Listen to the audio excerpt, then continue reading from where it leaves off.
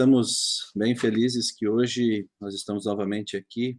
Hoje nós temos conosco o pastor Ailton Santana. Para quem não conhece, o Ailton Santana trabalha no Novo Tempo e nós não vemos muito o rosto dele por ali, mas certamente você já ouviu muito do trabalho dele ali, dos sermões que ele já escreveu. É uma alegria tê-lo aí, Ailton. Que Deus te use e você possa falar livremente aí para o nosso distrito, conforme o Espírito Santo tem falado com você no coração. Essa é minha sala, eu estou na minha mesa, em frente à minha mesa trabalha o pastor Felipe Amorim, que foi aí da Catarinense, aí, na Norte Catarinense. Ele é o apresentador do programa Fé para Hoje e coordena as redes sociais. Ali à esquerda fica o pastor Leandro Quadros, quando ele está por aqui, professor Leandro Quadros, Joel Flores e também o pastor Gilson Brito. Então, nós dividimos aqui uma sala. Eu sou assessor de conteúdo daqueles que necessitam. Então, eu presto serviço mais precisamente para o pastor Gilson Brito, na Voz da Profecia. Eu estou na Voz da Profecia já há 8 anos. No Está Escrito eu fiquei também 8 anos. Eu tenho, de Novo Tempo, 18 anos. Então, hoje eu presto serviço para a Voz da Profecia e também o programa Bom de Bíblia, né, que é um programa que eu me delicio fazendo ali a parte da produção de conteúdo, das perguntas ali. A gente tem a grata satisfação de ser um programa assim com uma audiência muito boa. A gente fica muito feliz. E, enfim, e tem um programa no rádio, que é o programa Hora de Orar, que eu estou afastado, no sentido, eu estou produzindo meu conteúdo, eu gravo e mando para eles, né? E eu estou aqui no andar da Rádio Novo Tempo. A Rádio Novo Tempo fica aqui à minha direita. Então, nesse andar agora só tem um locutor da rádio e eu aqui, nesse corredor aqui, que fiquei para poder participar com vocês. Agradeço o convite do pastor Rodrigo. O texto que eu escolhi, o tema a gente pode colocar até como se fosse assim, vamos dizer, se fosse o chamado isolamento, né? Isolamento vertical, que é um termo bem próprio desse momento que nós estamos vivendo. E o texto básico para a nossa meditação, que eu quero compartilhar com vocês, ele falou ao meu coração e tem falado, e eu tenho meditado nesse tema, e a Bíblia ela é uma fonte inesgotável. A gente começa a pensar em alguma coisa e logo, logo a gente vê aquilo assim. Alguém disse que um texto, quando a gente lê, é como se a gente tivesse assim num regato bem manso, bem tranquilo, e ao cruzar, com água ali pelos tornozelos. Mas quando a gente volta, a água já chegou nos joelhos. E se a gente retornar, a água chega no pescoço. E se a gente continuar fazendo esse movimento num texto, você consegue ali ver um oceano de possibilidades. E esse texto, eu sempre tinha meditado nele, mas nessa questão agora, desse momento que nós estamos vivendo, esse texto tem falado ao meu coração e eu quero compartilhar com vocês. Apocalipse, capítulo 3, verso 20. Diz assim: Eis que estou à porta e bato. Analisando já esse pedacinho, a gente vê que Jesus ele não está muito distante. Aliás, o Evangelho é sempre Deus correndo atrás do homem, e parece que o papel do homem é correr de Deus. E a gente vê aqui Jesus próximo, bem próximo, ele está perto de mim, perto de você, porque ele está na tua porta e na minha também. E a Bíblia diz que ele bate. Eis que estou à porta e bato. Quando alguém está na minha porta e bate, toca a campainha, ali aperta o interfone, eu fico atento, quem será que está ali? E quando a pessoa se pronuncia, se é alguém conhecido, aí eu tenho que tomar uma decisão, ou eu atendo ou eu não atendo, né? Se é alguém conhecido, é claro que o ideal é eu atender. E o texto continua dizendo: eis que estou à porta e bato, se alguém ouvir a minha voz. Então Jesus ele está batendo e ele está chamando. E o texto diz: entrarei em sua casa, cearei com ele e ele comigo. Normalmente a gente coloca esse texto, que o contexto nós sabemos é ali falando para a igreja de Laodiceia, né? E a maior tragédia na vida dessa igreja é o fato de que, nesse texto aqui, fica bem claro que Jesus está do lado de fora. O texto não diz se nós abriremos ou não. E aí é que eu chego à conclusão de que vai depender de mim, vai depender de você, se você vai abrir, se você vai permitir que Jesus entre na sua casa ou não. Porque eu vejo que algumas pessoas se isolaram, né? Se isolaram, alguns permaneceram ali um bom tempo, né? Não fomos às igrejas, não fomos ao trabalho, estivemos ali, esposo, esposa, filho, os filhos não foram para a escola, o esposo não foi para o trabalho, a esposa, se porventura prestava algum tipo de serviço que não fosse da área de saúde, enfermagem, enfim, também ficou em casa, e nós ficamos ali. E dentro dessa realidade que nós estamos vivendo, agora, voltando a ter contato, algumas igrejas já estão até se reunindo e tal, mas, ao meu ver, esse momento aqui que nós estávamos vivendo representa muito bem um certo isolamento que nós estamos, assim, meio que... a verdade é uma só, às vezes nós preferimos ficar sozinhos e até deixamos que Jesus fique do lado de fora. Eu me lembro daquela passagem de Jesus andando com os discípulos, e o texto diz que, em dado momento, Jesus percebeu que ele estava sobrando. E o que Jesus fez? O texto diz que Jesus acelerou o passo e ele foi até, ali ele estava em Cafarnaum, e ele foi até a casa de Pedro. E ele entrou e ficou lá dentro, e os discípulos demoraram a chegar. E quando os discípulos chegaram, Jesus olhou para eles e falou assim: o que é que vocês vinham discutindo pelo caminho? E o texto diz que eles falaram assim, meio olhando um para o outro, né? Mas não contaram o que eles estavam fazendo. Mas de Jesus não tem como esconder nada.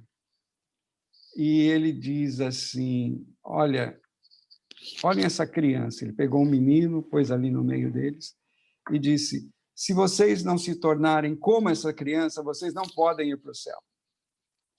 E o texto é muito claro, a Bíblia não deixa a gente sem saber o que eles estavam conversando. E o texto diz que eles estavam discutindo entre eles quem seria o maior. Só que eles não poderiam ter essa discussão na frente de Cristo. Por essa razão, eles meio que diminuíram o ritmo para que Jesus continuasse andando, para que eles pudessem discutir. Então, a verdade é essa: na frente de Jesus, nós não conseguimos discutir. Na frente de Jesus, nós não conseguimos tratar de determinados assuntos.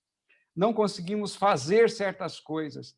E é por isso, talvez, esta é a grande razão e motivo, o porquê de algumas pessoas deixarem Cristo ainda do lado de fora da sua vida, do seu lar e da sua casa. Mas Jesus não pode nos entregar de mão beijada para o inimigo. Ele deu a vida por nós. Por isso ele continua insistindo: ei, Ailton, abre, eu quero participar da sua vida. Quando a gente vai para o livro de Mateus, capítulo 8, E a Bíblia ela deve ser estudada assim, né? Textos mais simples nos ajudam a entender textos mais complexos.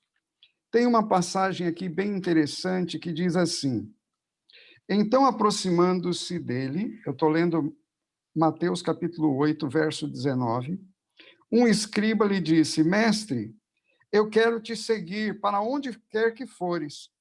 Mas Jesus lhe respondeu: as raposas têm seus covis, as aves dos céus têm seus ninhos, mas o Filho do Homem não tem aonde reclinar a cabeça. É interessante.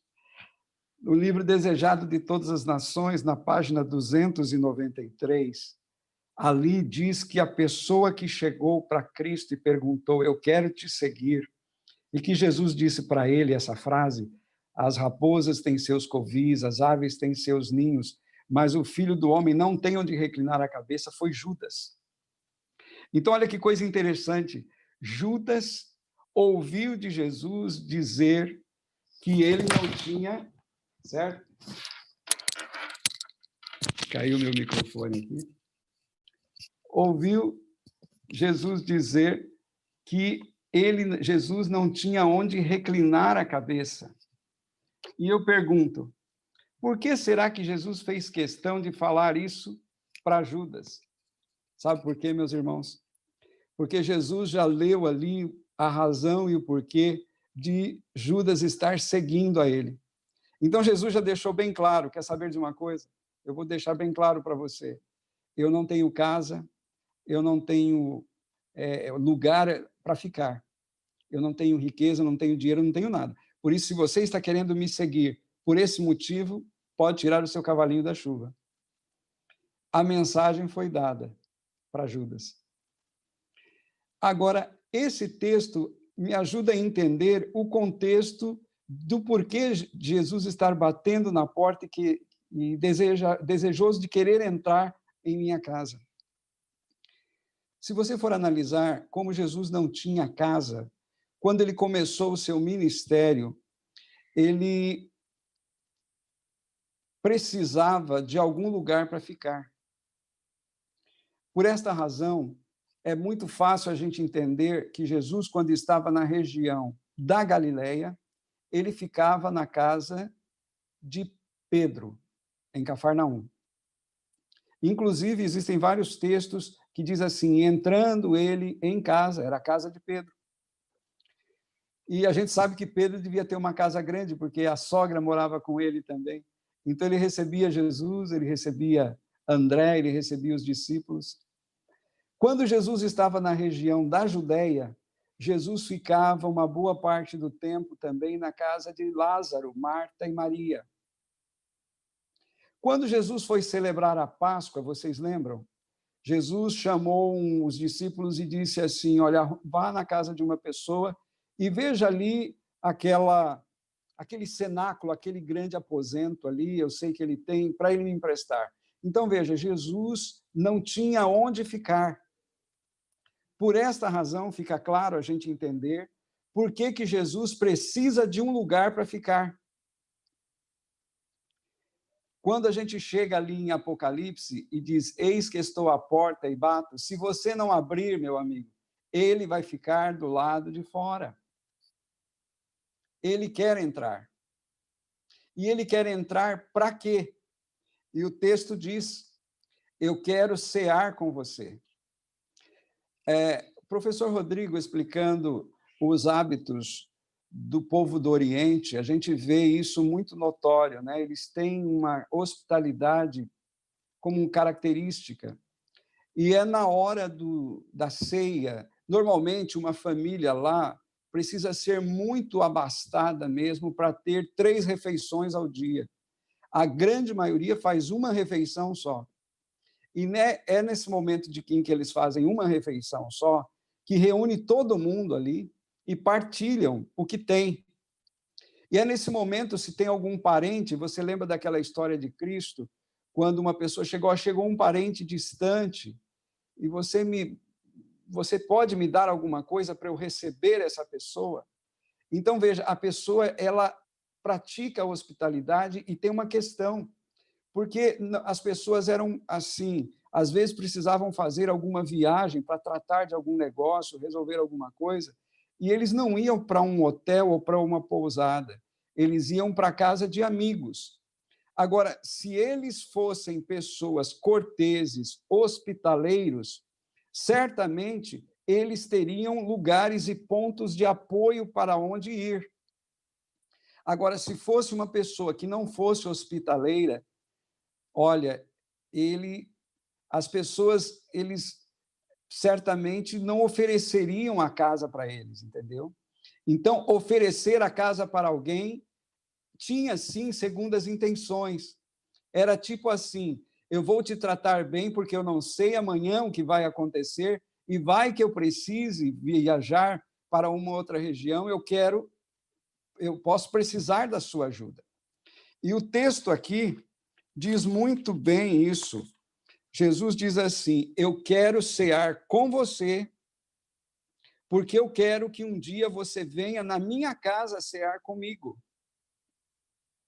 Então, por esta razão, meu amigo, eu posso garantir para você, se você não abrir a sua casa para Jesus, se você não abrir e permitir que ele entre e ele se aloje na sua casa, porque eu repito, ele não tem onde reclinar a cabeça, ele quer entrar na sua casa e permanecer na sua casa. E alguém, de repente, pode dizer assim, mas eu gostaria que o senhor fosse na casa de fulano, de cicrano. Não se preocupe, porque como ele é onipresente, ele pode ir na sua casa e pode ir na casa de todo mundo. Agora, se ele não for à sua casa, e ele está lá na porta, e se você não abrir a casa, certamente você não vai ter intimidade com ele. E essa intimidade, ela é muito importante. Porque lembra da parábola das 10 virgens? O que é que as 5 virgens loucas ouviram do noivo? Não vos conheço. Ou seja, nós não temos intimidade. Lembra daquela passagem de Jesus em Mateus capítulo 7, dos versos 21 a 23? Senhor, Senhor, em teu nome fizemos maravilhas, operamos milagres. E o que é que ele disse? Apartai-vos de mim, vós que praticais a iniquidade. Não vos conheço. Essa palavra conhecer, esse verbo, ela está intimamente ligada, essa expressão, à intimidade. Quando você vai para Gênesis, capítulo 4, verso 1, você vê lá, conheceu Adão a sua esposa e ela concebeu. Então, conhecer é ter intimidade. E Jesus quer ter intimidade comigo, e Jesus quer ter intimidade com você. Por quê? Porque essa intimidade é importante. Quando você vai para os Salmos, tem um salmo que diz algo muito interessante, que diz que a intimidade do Senhor é para aqueles que buscam. Existe uma outra expressão que diz que o segredo do Senhor é para aqueles... Olha aqui, Salmo 25, verso 14. A intimidade do Senhor é para aqueles que o temem, aos quais ele dará a conhecer a sua aliança ou o seu segredo. E em Provérbios, capítulo 3, verso 32, a gente vê outra vez essa expressão, falando da intimidade do Senhor.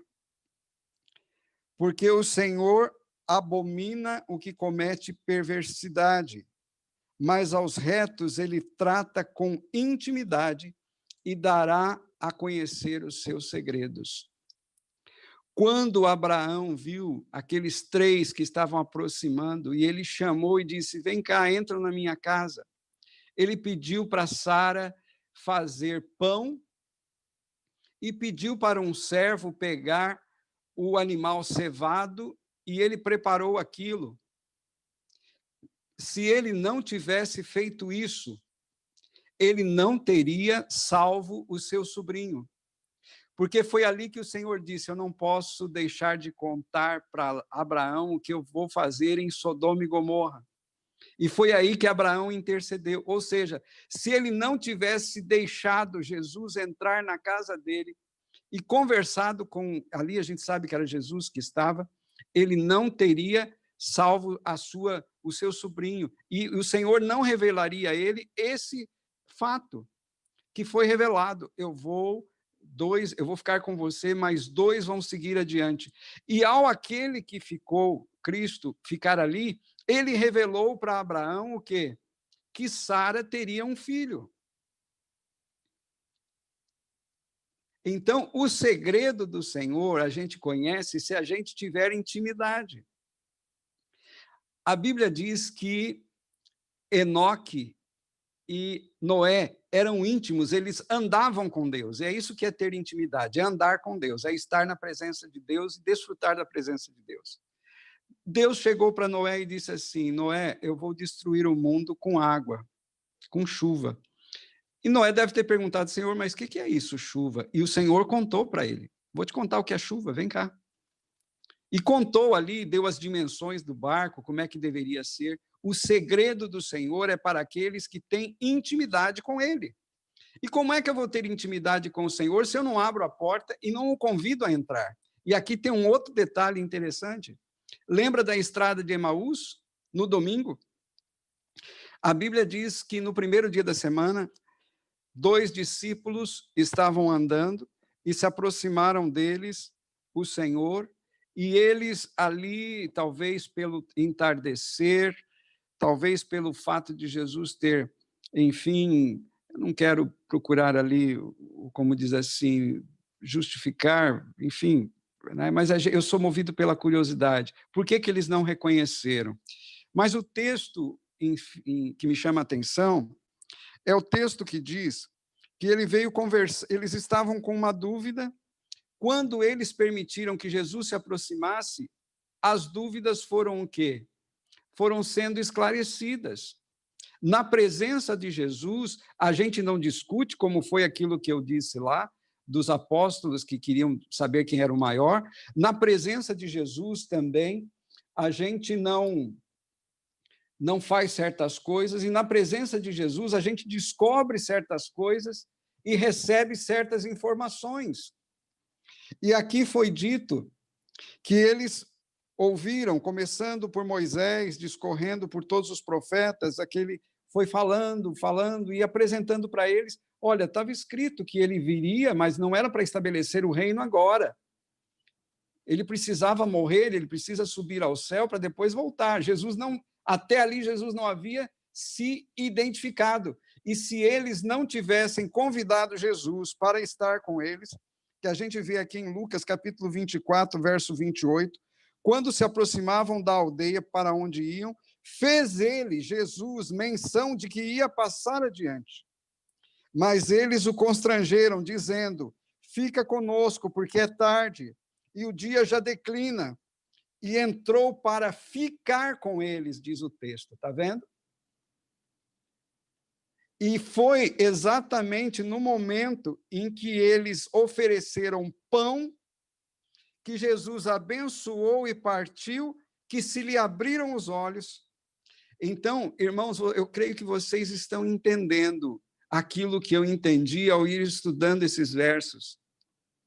Jesus quer entrar na minha casa, quer entrar na minha vida, quer entrar na sua vida e quer permanecer ali, quer revelar coisas, quer mostrar coisas para você.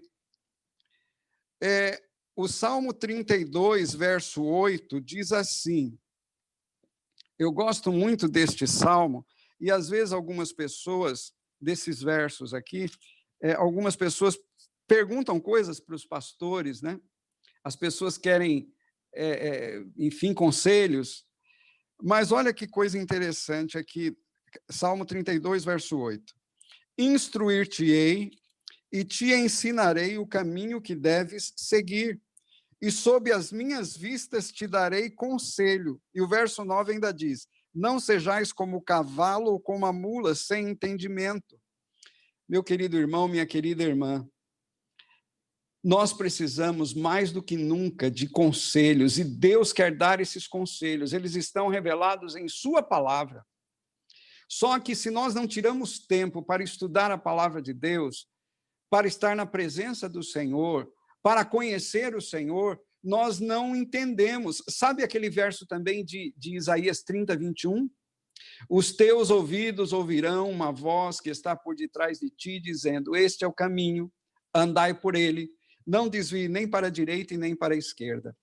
Sabe, eu às vezes ficava pensando assim, meu Deus, que bom seria viver no tempo em que Jesus, eu tinha um contato tão assim próximo, né, com ele. Mas sabe, hoje nós temos, através do Espírito Santo, essa possibilidade. Eu ficava pensando, o povo de Deus no passado tinha o Urim e o Tumim. Então, às vezes eu falo assim, meu Deus, o que eu faço? Eu quero vender um carro, eu devo vender, devo comprar?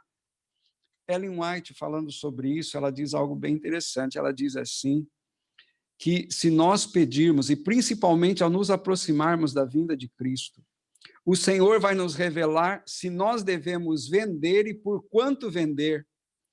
Ellen White queria, uma época, comprar um cavalo. E Deus revelou para ela a cor do cavalo, de tal maneira que ela, quando olhou assim, ela falou: o cavalo que Deus mandou eu comprar é aquele ali, ó. Então, Deus quer revelar muitas coisas para nós, sabe? Para onde eu vou, para onde eu não vou, o que eu faço, o que compro, vendo, não vendo, compro. Deus quer Deus quer participar da minha vida e da sua.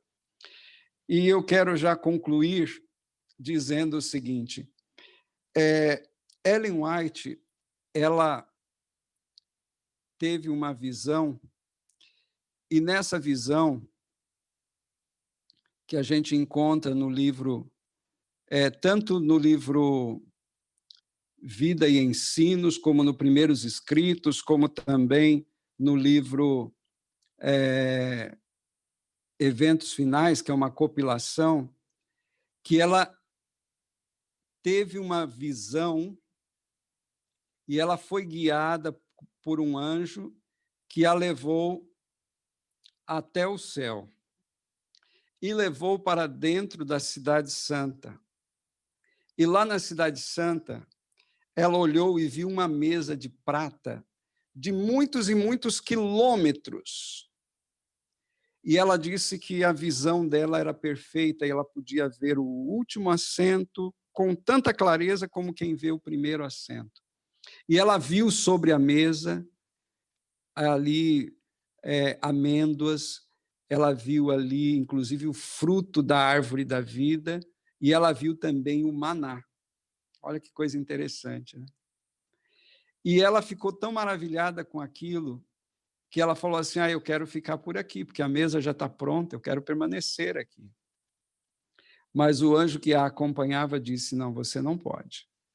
Você precisa voltar, mas deu a ela a certeza: você vai retornar aqui, você vai voltar. Esta visão que ela teve me chama a atenção para um fato. O fato de que na Cidade Santa está tudo pronto.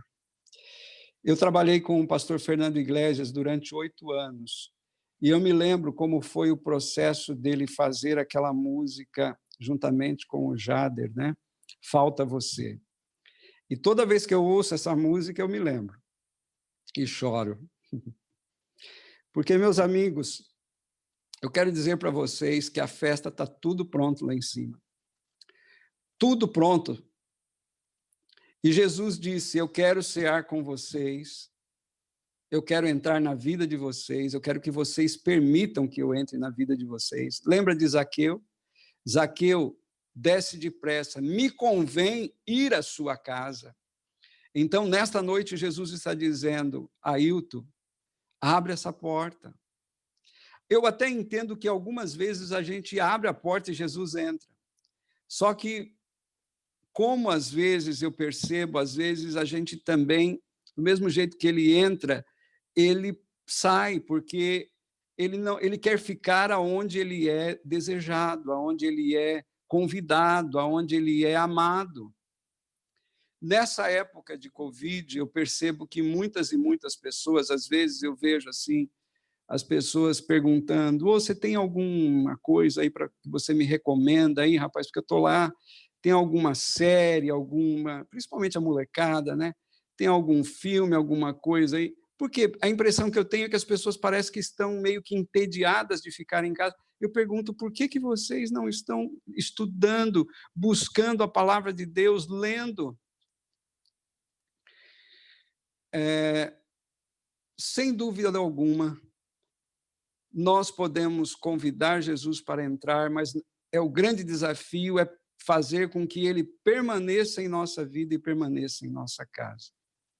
Eu falo isso como uma pessoa que profissionalmente precisa estudar a Bíblia todo dia, profissionalmente, preparando perguntas, preparando sermões, preparando temas, mas até que ponto o profissional não, às vezes, me pega assim e eu não deixo de me relacionar com o meu Deus, porque isso é uma realidade. Através da oração eu falo com ele e ele fala comigo através da palavra. E por essa razão que eu digo, às vezes a gente pode até falar para ele assim: Senhor, dá licença, eu preciso assistir essa série aqui, e eu acho que o senhor não vai se sentir bem em sentar aqui do meu lado para assistir essa série, para assistir esse filme, para acessar essa página, para ouvir essa música. Senhor, dá licença, eu sei que o senhor não vai se adaptar bem a essa alimentação que eu vou ingerir agora. E eu creio que é assim exatamente que às vezes a gente pede ao Senhor para sair da nossa vida. Jesus não pode, com isso eu concluo, ser para nós como um bombeiro que a gente chama só quando está pegando fogo para apagar algum incêndio. Jesus não pode também ser para nós tipo um guarda-chuva que a gente busca ele somente quando está em meio a temporal. Mas, como Deus, eu repito, não pode nos deixar assim, de mão beijada, nos entregar de mão beijada para o inimigo, eu percebi claramente que Deus mandou uma mensagem para nós, dizendo assim: olha, você estava dizendo que você não tinha tempo para estar com a sua família, agora você vai ter. Mas eu quero ver como é que você vai usar esse tempo. Você estava dizendo, eu vejo aqui meus colegas, aqui, Arautos do Rei, viajando, eles ficaram todo esse tempo em casa. Aqui, nós mesmos, né? Eu, no dia de sábado, se eu quiser, eu tenho um sermão do meu pastor às 9h, eu tenho um sermão do meu vizinho, que é pastor, que cuida de um outro distrito, uma pessoa que eu amo de paixão, pastor Ezequias, e ele começa a pregar também às 10, 10 e pouco. Às 11h tem sermão na Novo Tempo. E tem live aí para tudo que é lado, e você pode crescer. Tem live do Rodrigo, tem live do Michelson. Quanta coisa que a gente poderia estar aproveitando esse tempo para estar crescendo, para receber as bênçãos do Senhor. E eu não digo só na hora do sábado, mas eu digo também ao longo da semana. Eu concluo pedindo ao Espírito Santo que incomode a você como ele incomodou a mim, para que eu e você possamos abrir a porta e dizer a ele: entra, Senhor, pode entrar, fica aqui. Me ajuda a fazer uma faxina aqui na minha casa. Me ajuda a salvar a minha família. Eu quero ser igual Noé. Eu quero ir para o céu, mas eu quero levar a minha família também. Porque às vezes a gente pode ser muito bom para evangelizar fora e esquecer que a responsabilidade primária ali é nossa esposa, são nossos filhos. E como sacerdote do lar também. E se porventura eu estou falando nessa noite para alguém que o marido não é adventista, minha irmã, você é a sacerdote do lar, você assume essa função. Sacerdote é aquele que sente a necessidade. Então, ore, busque. Reerguer o altar da família. Deveríamos começar o dia com Deus e terminar o dia com Deus. Não só nesse momento, mas que isso faça parte da nossa vida, principalmente de agora adiante, até a volta do Senhor Jesus. Eis que estou à porta e bato. Se alguém ouvir, entrarei em sua casa, cearei com ele. E aí, um dia, estaremos ceando com o Senhor. Porque Jesus disse aos discípulos: uma coisa vos digo, Desde agora não beberei do fruto dessa vide, até aquele dia, quando eu voltar. Essa é mais uma forte evidência de que está tudo pronto. Só falta eu e você consagrarmos a nossa vida para que Jesus possa voltar para nos buscar. E aí nós vamos estar para sempre na casa do Pai. Amém. Uma boa noite a todos. Se você ainda não é inscrito no canal, se inscreve. Se você gostou da mensagem, achou relevante, compartilhe com seus amigos. Ligue o sininho ali para notificação.